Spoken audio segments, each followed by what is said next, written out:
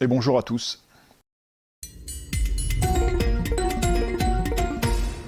Alors là, je me suis intéressé à un programme européen, le programme LIFE pour 2021-2027.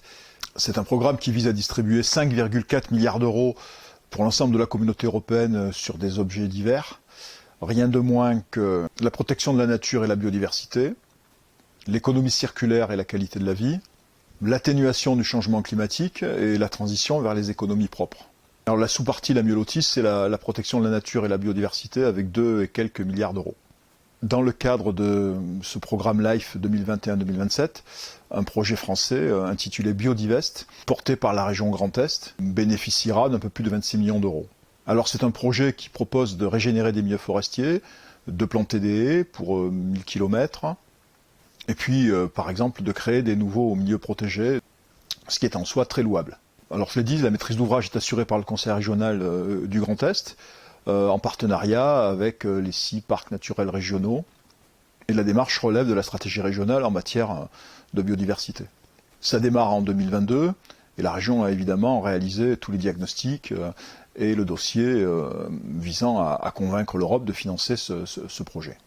Voilà, donc ça démarre et on ne peut que souhaiter bon vent à un projet comme celui-là, qui est un projet, je le répète, extrêmement louable. Alors en quoi ça peut être un objet de débat ? C'est une fois de plus la question de l'échelle et bien entendu des priorités que nous assignons à nos politiques publiques et des moyens qui y sont afférents. Certes, le programme LIFE n'est pas la seule contribution de l'Europe à la protection de la nature et au financement de projets environnementaux.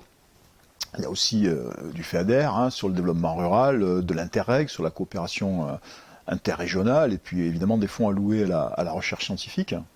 Mais si on regarde bien, il y a quand même un gouffre entre les enjeux de la période et les moyens qui y sont alloués. 5,4 milliards d'euros pour LIFE de 2021 à 2027 pour l'ensemble de l'Europe.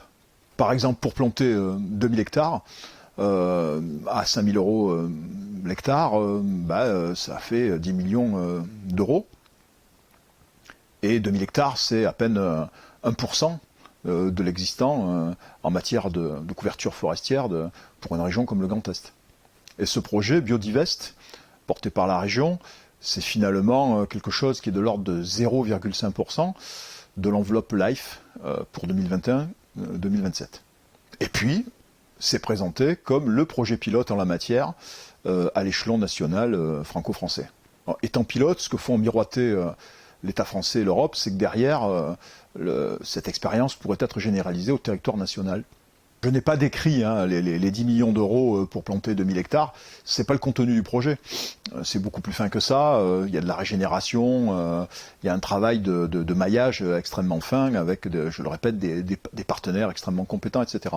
Néanmoins, sur la durée, on peut imaginer que si ce projet se perpétue, est prolongé et surtout se généralise, il faudra des compétences sur tout le territoire.